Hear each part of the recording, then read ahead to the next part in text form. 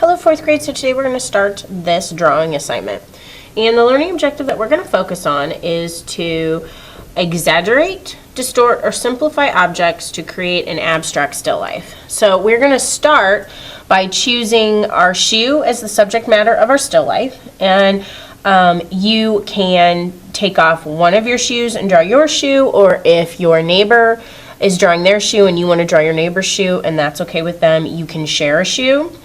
But you're going to draw a realistic still life of your shoe or a shoe on a white piece of paper like you see that I did here. You're going to draw it in pencil, outline it with marker.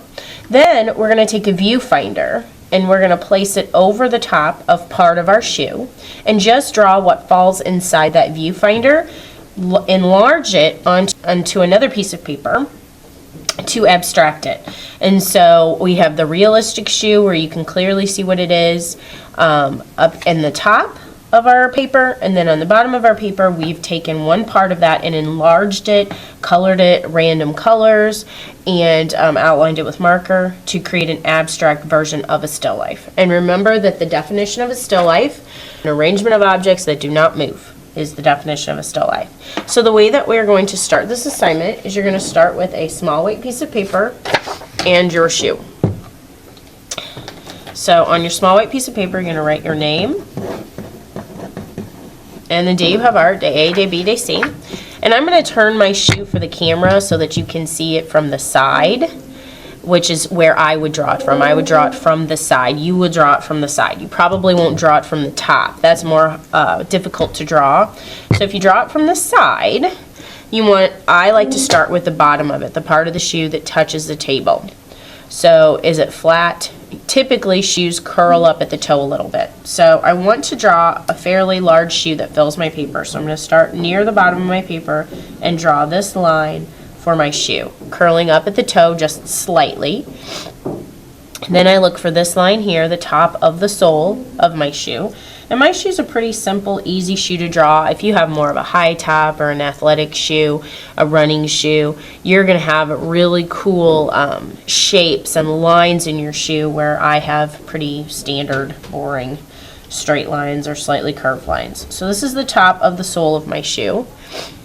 I also have the toe of the shoe curls up a little bit. Now this part here is very similar on all shoes. And then the back of your shoe is going to be very similar on all shoes too. If you have high tops, it will go higher on your paper. But this part of the shoe, the opening where you put your foot in, the back and the toe, are typically all the exact same thing on every shoe. And then from there, sometimes it changes up. So for the toe of my shoe, I have this line here. So I'm going to bring that back. And then I have this line right here, and then that comes up and connects with the opening where my foot goes in. Now this is my lace here, and I'm not going to include that in my drawing because I really wouldn't see that if my shoe wasn't laying on the table like this. Alright, and so then I need to draw just a little line here connecting the toe to the side of the shoe. Okay, now I have this line going down the sole of the shoe. It comes here, curls down, and then goes all the way across to the back. And I think what happens is this line comes here. I'm going to get that kind of, yeah, that's what happens. And then I have this little blue part to my shoe on the front. All right. I want you to include lots of details, so I want you to include the stitches on your shoe. If your shoe's an athletic shoe, a running shoe, and it has a lot of detail already, you may not have to do very much of the stitching, but my shoe doesn't have a lot of detail. It's pretty standard, so I'm going to include a lot of the stitching. And I'm not going to make the stitching go all the way to the front of my shoe right now because I need to leave room for laces and the eyelets where the laces come out of. So that's pretty much my shoe except for the eyelets. So what I like to do first is you can count how many and try and fit them on there. I don't think that's very important as long as you've got some. So what I try to do is just draw some circles to start with for the places where the laces come out of, the eyelets. Okay. And then I draw the laces that go over, and those are just rectangles that are round. So I kind of start in the middle of the circle, and I draw a curved line for the side of the lace, and then another curved line. So it's just a rectangle, and then you erase what falls inside that rectangle. And then I always do another circle around for that metal ring. And so now I'm going to do another one. And this is the perfect angle to draw these laces this way, because I do only see the sides. I don't see the other laces where they crisscross each other. If you can see crisscrossing on my finished example, let's see, bring my finished example back in. You can see when I drew this shoe, I could see the crisscrossing laces. So here I started with my rectangle. It's longer than what I've been drawing on this one. But then I do a diagonal rectangle, and then when I go to my next eyelet, I run it into the diagonal. Then I do another diagonal, run the next rectangle into the diagonal, so that it does create that illusion that the laces are crisscrossing each other. But I'm lucky enough on this one not to have to draw all those details, because you can't really see them on this shoe. Okay, and then on this last eyelet, my shoestring comes out. So there is my realistic still life of a shoe. Then you're going to put your shoe back on, or have your friend put your shoe back on. Oh, you know what? I forgot some stitching. So there's some stitches that go down the side here. Then once you're finished with your shoe, everyone's finished. If two people are drawing it, then when both people are finished drawing, then the shoe goes back on your foot. You don't need to be walking around the classroom shoeless. So then you're going to outline with permanent marker. So I want you to outline this very neatly. If you want to color in the eyelets black on my finished example, the holes in the eyelets, I colored those in black. You don't have to do that. You can leave them open.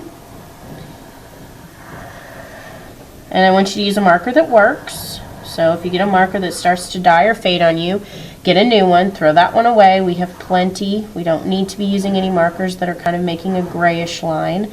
We need to be using markers that are making a nice, dark, heavy black line.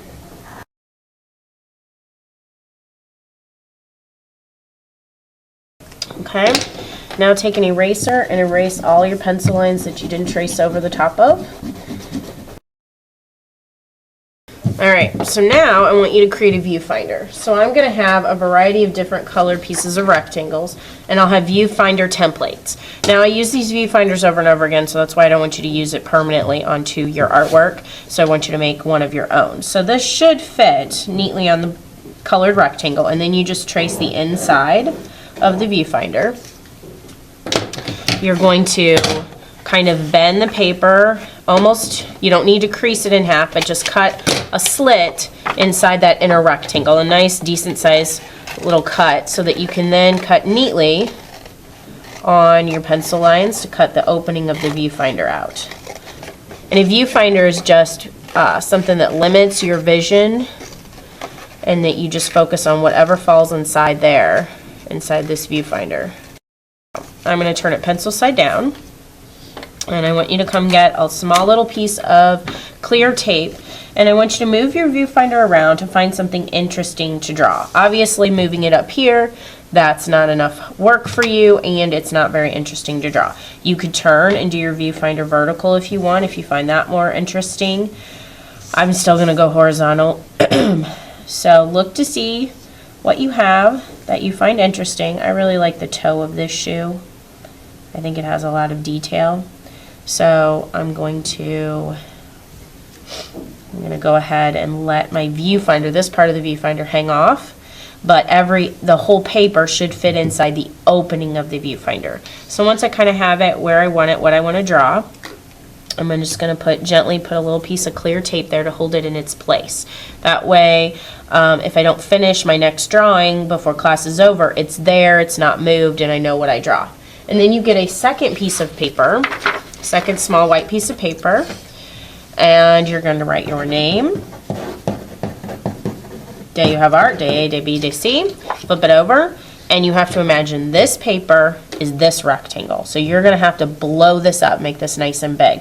So what I want you to do is look at the proportions, look at where these lines fall. So for instance, if I want to start with this line right here, if I look from here to here, where does this line fall? Almost middle. It falls almost middle. It starts almost middle of this rectangle and curves forward a little bit. So here's almost middle of my rectangle, or actually exact middle, and then it falls forward. So it curves forward a little bit. How deep into the rectangle does that line go? It goes over halfway. So here's about halfway, so I know this line needs to go a little bit more than halfway. And you want to draw lightly, because if you make a mistake, then you can erase. All right, then the toe of my shoe. The toe of my shoe starts at the bottom of the rectangle and comes up a little bit. Then it curves forward. And then how high does it come? It comes pretty high up in this rectangle. So I'm going to curve that toe forward, back around, and then let's see, and then I'm looking at this line here that comes from this all the way to the other side of the paper, and then I have another line here that comes across but curves down, so probably right about here. Now if you don't get your proportions exactly correct, that's okay, but I want you to work to try to do that. And then I have these broken stitches that kind of start here, and then I have eyelets. So I have just the tip of an eyelet right here at the top, and I have another one that's here. Okay, and so there's my abstract still life. I've abstracted it by just drawing part of a realistic still life. So sometimes when you abstract something and you just draw part of it, you exaggerate it. Sometimes you can tell what it is and sometimes you can't. So this particular view of my shoe, a lot of people might not know what this is. They might not be able to tell, and especially when I go to color it in with just random colors, they might not be able to tell at all what it is. It might just look like shapes and lines to them. And that's the purpose of when you're abstracting something, to make it not look realistic, to make the viewer look at it closer to decide if they know what it is or not. If it were just shapes and lines, that's called non-objective art, but since it is supposed to be a picture of a shoe but not look very realistic, it's called abstract. And then with this one, of course, you're going to erase your pencil lines. Okay, you're finished with this, officially finished. You're going to set that aside for now. And then you're going to get a placemat to go under your work, because you're going to be coloring the entire paper, including the background space or the negative space, with colored marker. So you can use any colors that you want. And you can color it very random. If you want to limit your color choices and color just a few colors, maybe you just want to use warm colors or cool colors, or you just really like pink and purple and that's all you want to use, that's okay, you can do that. But you're going to fill this in all the way, no white paper showing. Color neatly. If you have large areas to color in, like I do right here, use the wide part of the marker so that you can do really wide lines of color.